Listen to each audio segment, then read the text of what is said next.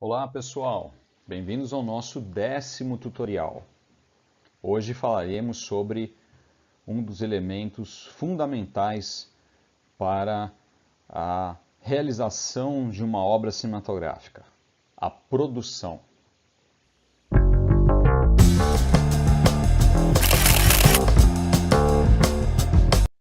A produção nada mais é do que o trabalho de administrar e gerir o projeto audiovisual. Essa é uma das atividades de menor realização artística e criativa e maior realização administrativa e muitas vezes burocrática, mas imprescindível para a realização da obra. Num processo industrial, como ocorre em Hollywood e outros centros cinematográficos, a produção ela é aquela etapa realmente na qual envolve o dinheiro e a tomada de decisões. O produtor, ele literalmente é o profissional que toma as últimas decisões a respeito de uma obra. Então ele tem que ter uma visão mercadológica e, claro, uma visão artística muito grande. Ele tem que conhecer muito de cinema para poder ter uma ideia também de como o mercado pode receber aquela obra ou não. E ele vai ter todos os contatos, né? Ele que vai poder tomar as decisões junto com o diretor artística que julgar necessário para o bom sucesso daquela obra. Como esse curso, né, ele se volta para uma produção fotográfica e cinematográfica científica, é muito mais adequado nós falarmos de uma produção cinematográfica acadêmica. E no meio acadêmico, nós temos características muito distintas do meio industrial corporativo. Então eu vou me ater especificamente a uma produção dessa natureza. O produtor, ele é o profissional que contata todos os envolvidos no projeto. Se você tem na sua produção o papel, a figura de um profissional que vai só cuidar da produção, excelente, você é uma pessoa privilegiada, porque essa é uma atividade muito trabalhosa. No entanto, se você, assim como vários outros profissionais que estão desenvolvendo, né, obras audiovisuais, acumula a função de produtor, então você vai ter que realmente desenvolver as atividades de agenda de gravação, autorizações para locação, fazer toda a gestão do financiamento do filme, prover os recursos necessários durante a gravação. Isso envolve inclusive a alimentação das pessoas que vão participar, água para atores, quando envolver atores, entrevistados e etc. Uma etapa crucial e que é muito trabalhosa é, por exemplo, a autorização para gravação, né, nas locações. Então, se você estiver na cidade de São Paulo, você vai entrar em contato com a Prefeitura de São Paulo para pedir essa autorização. Você não pode montar um tripé no meio da rua e sair gravando algumas cenas. Isso implica em algumas leis municipais, isso implica muitas vezes com a interrupção do fluxo das pessoas, isso implica em a possibilidade de acidente. Isso então tem que ter uma autorização da prefeitura.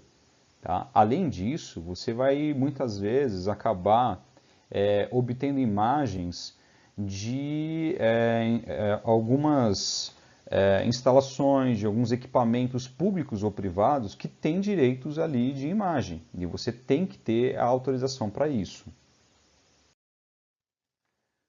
Nessa produção, então, cinematográfica no meio acadêmico, nós temos características muito peculiares de como que ela é realizada, diferentemente da produção que ocorre no meio da indústria cinematográfica.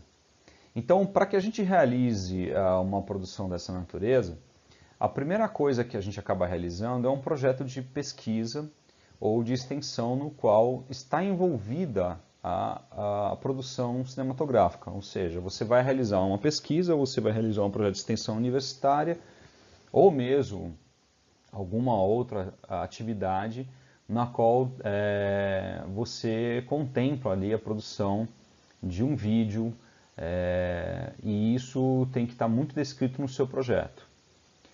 Bom, para isso, é muito natural que você precise de recursos financeiros. E os recursos financeiros na academia, eles são provenientes, a maioria das vezes, de agências de fomento. Então você precisa ver editais, ficar atento a editais que contemplem então, financiamento de projetos dessa natureza. Ou até mesmo se você vai ter algum financiamento da sua instituição de pesquisa, que às vezes possui verbas para essa finalidade. Além disso, você tem que ficar atento a colaborações que vão ser realizadas. Isso é muito interessante. Colaborações, inclusive, podem ser internacionais. Essas colaborações podem envolver outros laboratórios de pesquisa, essas colaborações podem envolver outras universidades, essas colaborações podem envolver outras instituições públicas. Por exemplo, você pode ter uma colaboração com uma televisão estatal, como TV Cultura. Você pode ter uma colaboração com, inclusive, algum órgão privado que tem interesse na produção de alguma imagem de cunho científico. É muito interessante que você se preocupe com a divulgação do seu produto audiovisual, né? Não só a divulgação científica propriamente dita, mas como que você depois vai transmitir esse material para que ele alcance o maior número de pessoas. E o seu papel como produtor de todo esse processo, ele é, dentro do universo acadêmico, concebido como um coordenador desse projeto. Então, como coordenador, você tem todas aquelas funções clássicas de um coordenador de projeto de pesquisa ou um coordenador de projeto de extensão, no qual você é responsável pela gestão daquele projeto, pela organização, pela reunião dessas pessoas, né, pela possibilidade de desenvolvimento de colaborações, às vezes até de convênios com outras instituições e assim por diante. E, para finalizar, fique sempre atento aos direitos de imagens, né, os direitos autorais das imagens e sons. E isso é uma questão que eu sempre abordo nos meus cursos presenciais, ou mesmo conversas, palestras, e eu sempre percebo nesses momentos o quão pouco que nós estamos a par dessas questões. Então, nós temos basicamente duas leis no Brasil, a nova Lei de Direitos Autorais de 2013 e a Lei de Direitos Autorais de 1998, que nos dão já toda uma legislação que esclarece, né, e que deixa bem claro ali o que é autorizado a ser feito no Brasil e o que não é autorizado a ser feito no Brasil em relação ao uso de imagens e de sons. Fique também muito atento que se o seu vídeo for circular em outros países, ou mesmo você vai captar imagens de outros países, que você tem que atender às legislações locais. Uma outra questão muito interessante você sabia que animais e plantas, as imagens desses indivíduos também estão guardadas com alguns direitos. Então, existe uma instrução normativa de 16 de setembro de 2011 do ICMBio, no qual está estabelecido que se você captar imagens de animais e plantas de algumas reservas federais, né, alguns parques federais, você precisa ter autorização desse órgão ICMBio para poder usar essas imagens, seja com o caráter comercial ou mesmo acadêmico. Você não pode simplesmente captar essas imagens, comercializá-las ou mesmo usar para suas finalidades acadêmicas sem ter uma prévia autorização desse órgão.